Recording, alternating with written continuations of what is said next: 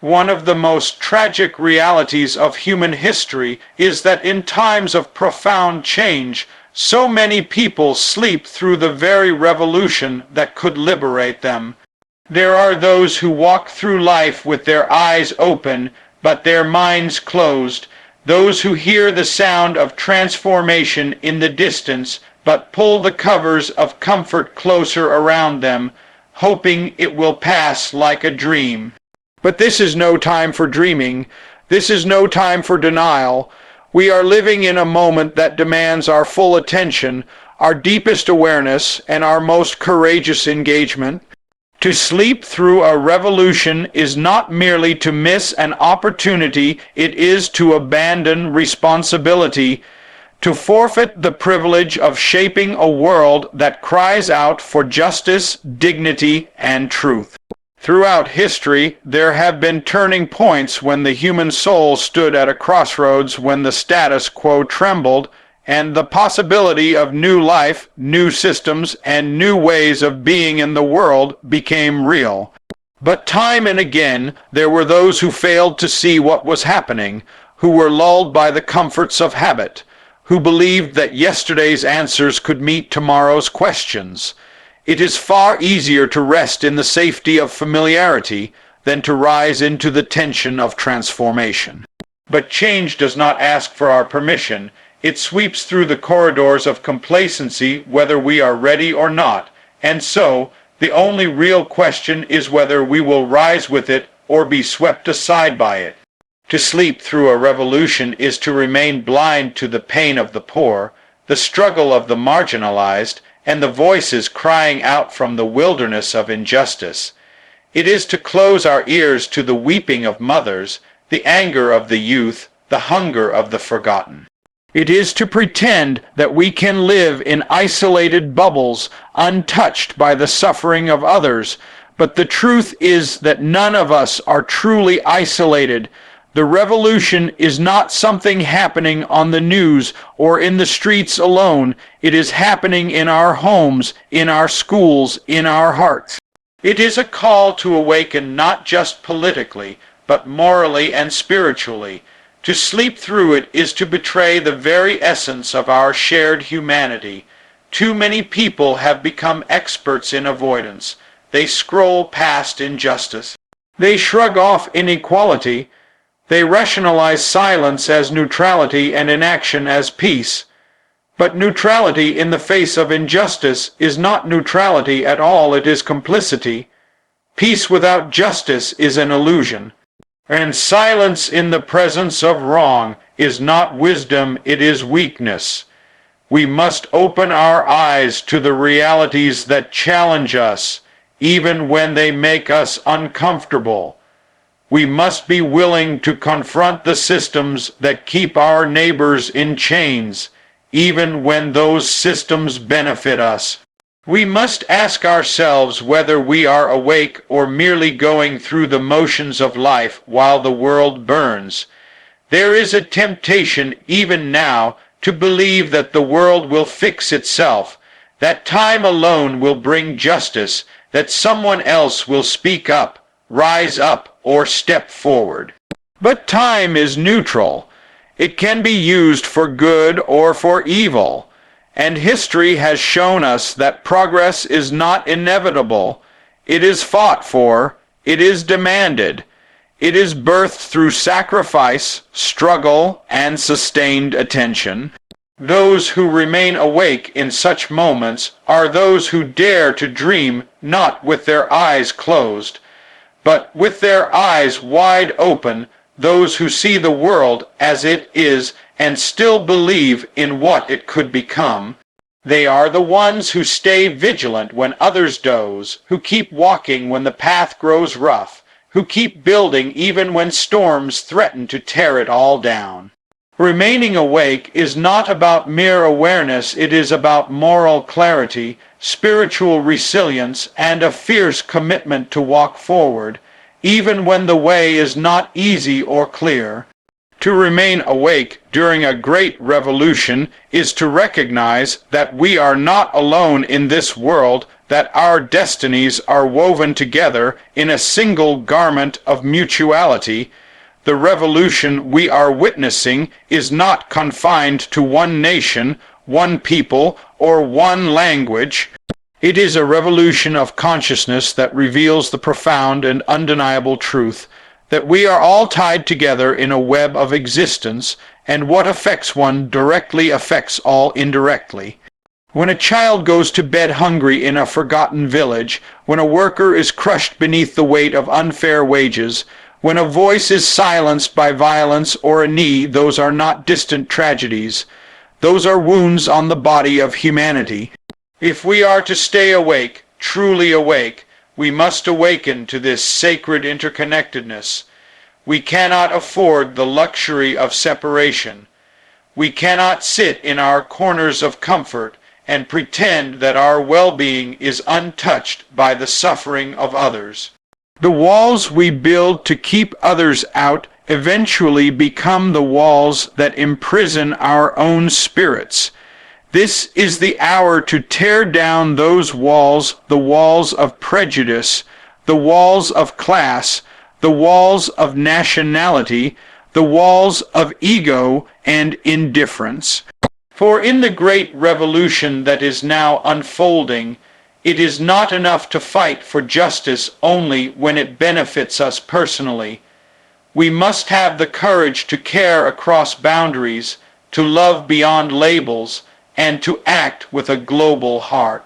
The revolution calls us to think not just as citizens of a nation, but as stewards of a planet, as members of one great human family. We must awaken to the fact that injustice anywhere is a threat to justice everywhere. This is not a poetic phrase, it is a living reality. The poverty that festers in one region fuels instability in another. The racism that poisons one system pollutes the air we all breathe. The violence that goes unchecked in one place becomes the blueprint for oppression elsewhere. Remaining awake means refusing to compartmentalize compassion. It means we cannot pick and choose which cries we will hear or whose tears are worth drying. To be truly awake is to feel the pulse of humanity in all its colors, all its accents, all its struggles and dreams. There is a reason why those who benefit from division work so hard to keep us separated. Because once people realize how deeply connected they are, once the worker in one country sees his reflection in the struggle of a worker across the sea, once a mother grieving injustice in one city stands with a mother grieving in another, then the machinery of oppression begins to break. The power of the few rests in the disunity of the many, but when the many awaken to their unity, to their shared humanity, to the power of solidarity and empathy, that is when revolutions are no longer just possible, they are inevitable. Our technology has made the world smaller, but our hearts must now grow larger. We are more connected than ever through wires and waves, but the connection of spirit and soul must catch up. If we are awake, then we must feel the call to extend ourselves beyond convenience.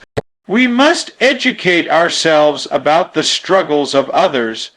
We must lift our voices not just for our own people, but for all people. We must see ourselves in the eyes of the refugee, the prisoner, the protester, the wounded, the unheard. For their story is not separate from ours. Their pain is a chapter in the human book we all are writing.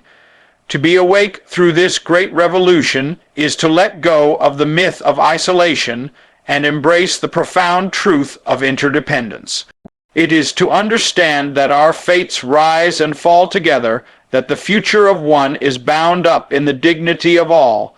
It is to move from me to we, from silence to solidarity, from division to divine connection.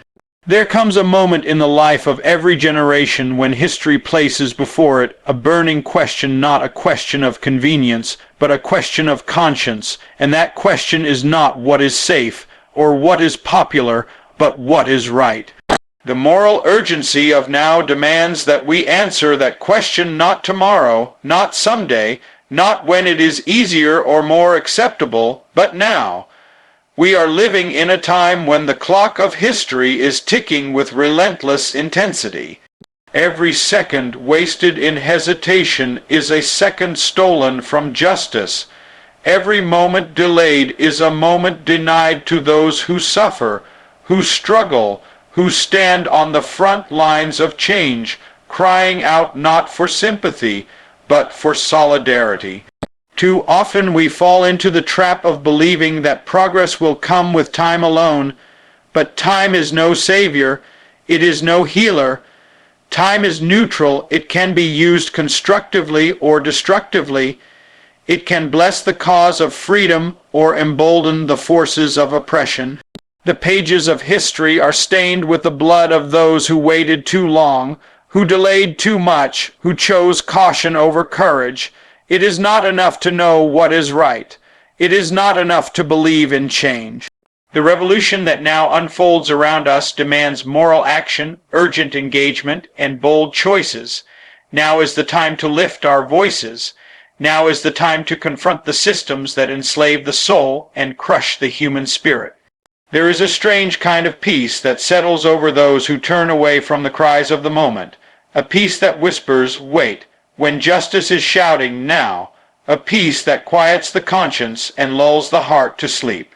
But let us not confuse quiet with peace, nor delay with wisdom. True peace does not come through avoidance. It comes through confrontation with truth, and truth has never been convenient. It has always been a disturbance, a disruption, a call to rise when others sit, to speak when silence is safe, to act when the cost is great. The urgency of now is a fire that burns away excuses, that exposes the fragility of apathy and the bankruptcy of neutral ground. Those who are suffering do not have the luxury of time.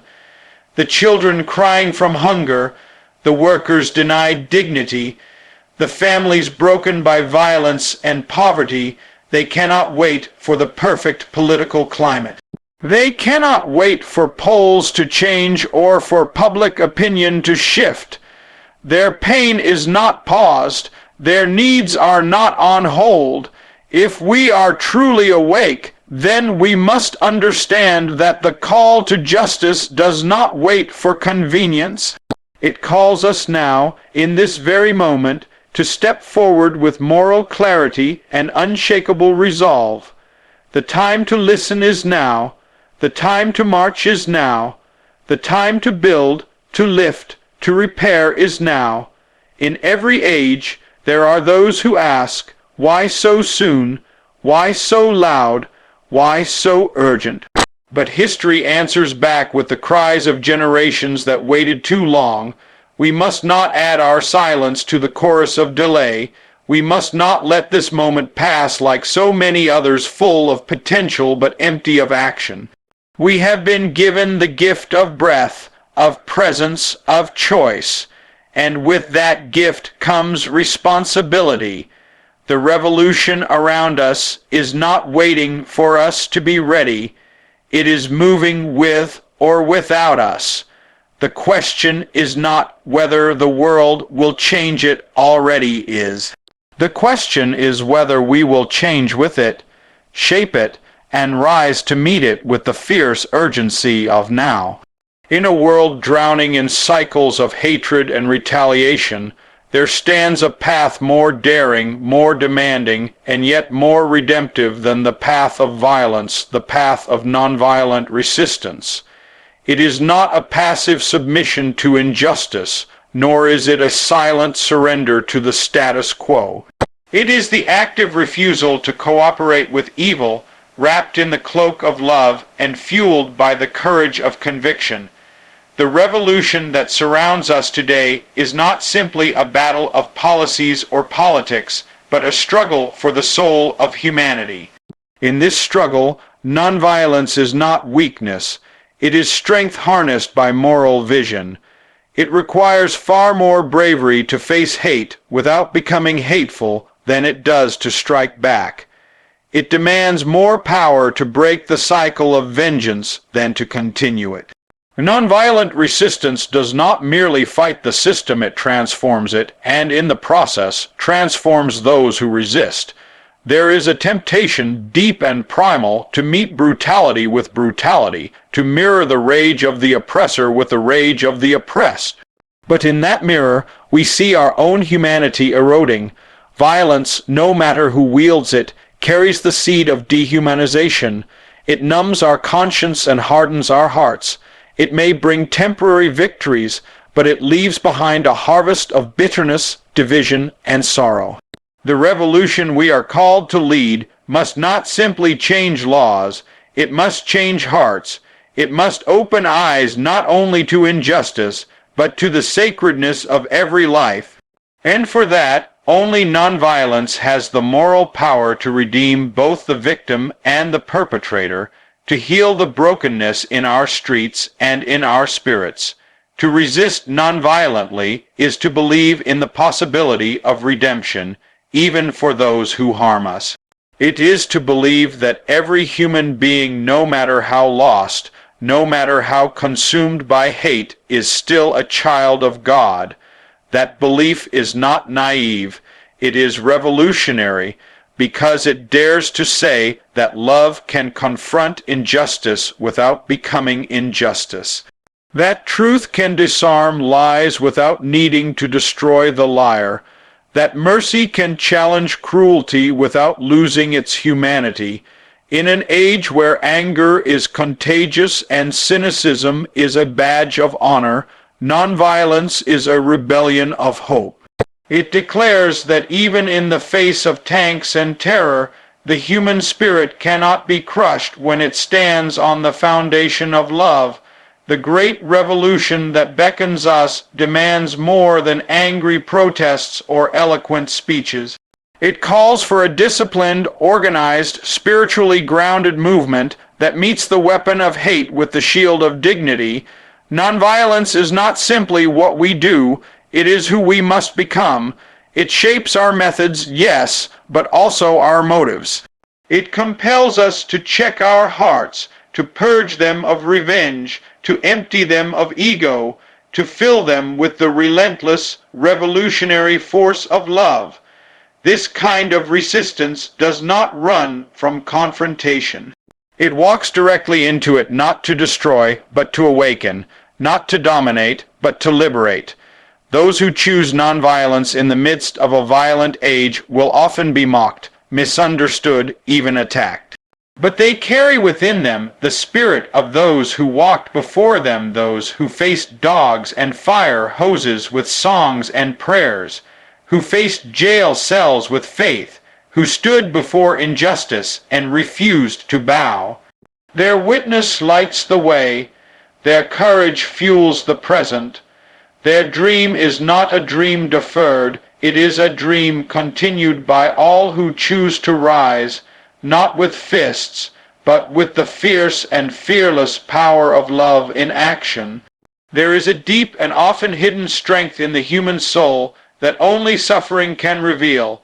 When we endure pain not for the sake of revenge or destruction, but for the hope of healing and the vision of a better tomorrow, that is what we call redemptive suffering. It is the willingness to carry the weight of injustice not in silence, but in dignity. It is the decision to confront evil with endurance, to stand firm even when bruised, to walk forward even when wounded. In the heat of every great revolution, there are those who choose not to strike back, but to rise higher. Their suffering becomes a testimony, their wounds a witness, their scars a sign that love is greater than hate and purpose stronger than persecution. Throughout history, the greatest movements for justice were not driven by those seeking comfort, but by those who had already endured discomfort and chose to make their pain count for something greater than themselves. They transformed their agony into action. They turned their mourning into marching. They took the very thing meant to break them and made it into a banner of hope for others. This is the power of redemptive suffering. It refuses to let pain be wasted. It transforms oppression into opportunity, turning those crushed by systems into voices that shake those systems from their roots. The revolution that calls us today is not a revolution of ease. It is not a path paved with applause or lined with comfort. It will require sacrifice. It will cost us popularity, security, even our own pride. But those who embrace the struggle with love in their hearts and justice in their souls understand that this kind of suffering is not the end of the story. It is a holy fire through which character is forged, conviction is deepened, and vision is made clear. The pain endured in the pursuit of justice becomes the very ground upon which future generations will stand free. When a man or woman chooses to suffer for righteousness, to bear insult without returning injury, to respond to violence with grace, to face injustice with unyielding truth, they embody a power no weapon can defeat. Their resistance is not loud, but it is unbreakable. It is not filled with hatred, but it cannot be silenced. It inspires others not because it conquers enemies, but because it reveals the strength of the human spirit to rise above cruelty with compassion. In such suffering we find not weakness, but astonishing strength, not defeat, but a quiet, unshakable victory. In a world where power is too often defined by domination, redemptive suffering offers a different definition: power as the ability to absorb hatred and return love, to take in bitterness and breathe out healing, to walk through darkness with the light still burning within. That kind of power shakes empires. It awakens hearts. It teaches even the oppressor that there is a better way, a higher way, a way rooted not in fear, but in the transformative force of love. Those who suffer with purpose become prophets of a new tomorrow. They show us that the road to justice is not always paved with ease, but it is always worth walking. Redemptive suffering is not just about enduring, it is about elevating. It lifts the pain of the present into the promise of the future. It sees every trial as part of a greater triumph and every moment of hardship as a step closer to healing. In this revolution, we are not just fighting to change laws, we are fighting to change hearts. And sometimes the heart is most deeply changed not by argument, but by example, not by noise, but by the quiet courage of those who carry their cross with love and dignity, refusing to let hate define them or despair defeat them. The call to remain awake through a great revolution is not simply a call to awareness, but a summons to action, conscious, courageous, compassionate action that builds a new kind of world, a new kind of community, a beloved community. This community does not rise from speeches alone, nor from good intentions or idle dreams. It is built through commitment, through participation, through the persistent work of people who believe in justice not just in theory, but in practice. It is built by those who refuse to stand by while others suffer, who reach out beyond the boundaries of race, class, faith, and nation, and who see in every human face the image of divine dignity. The beloved community is not a utopian idea beyond reach. It is the logical result of people staying awake, staying engaged, and refusing to give up on one another to build this kind of community. We must lay bricks made of truth and mortar made of love.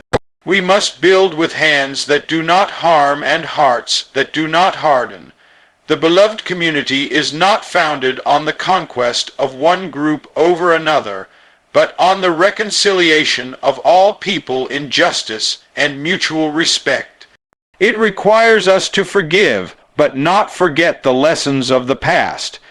It calls us to repair, but not erase the wounds of history. To build this future, we must be willing to labor in the present, to work through disagreements with dignity, to seek peace not through silence, but through honest and healing dialogue. The revolution we face demands more than slogans and marches. It demands systems rooted in equity, leadership rooted in integrity, and activism rooted in love. It calls upon educators to teach with purpose, upon politicians to lead with principle, upon artists to inspire with truth, upon youth to rise with vision, and upon elders to share their wisdom and guide with grace. No one is exempt from the responsibility of building the beloved community. Whether in homes or houses of worship, on street corners or school boards, in business meetings or city halls, every space becomes sacred when used to lift another human being. Every voice matters, every hand is needed, every soul has a role to play in the construction of this new world. We cannot wait for the perfect moment or the perfect leader. We are the builders, we are the dreamers and the doers. And building the beloved community means sometimes being the only one standing when others sit, the only one speaking when others are silent, the only one loving when others choose hate. It is a difficult task, but it is also a holy one. Because in this work, we do not merely change policies, we transform people. We awaken something ancient and eternal within the human heart, the belief that justice can be real, that peace can be lasting, that love can indeed have the final word. When we choose to remain awake through this great revolution, we choose to reject division and embrace unity. We choose to see not strangers, but brothers and sisters. We choose to meet the cries of the hurting not with indifference, but with action. The beloved community is not an abstract ideal. It is formed in the everyday decisions to show up, to speak out, to serve, to heal, to forgive, to build bridges where others build walls. It is born when we listen deeply, when we lead boldly, when we live with purpose, when we act in such a way that others, even those who oppose us, cannot help but see the power of love made visible in the world. It will not be easy, and it will not be quick. But every movement that changed the world began with people who stayed awake and stepped forward. The beloved community begins with each one of us, with the willingness to rise each day and recommit to justice, to kindness, to courage, to faith. It is the revolution of the heart that creates the transformation of the world.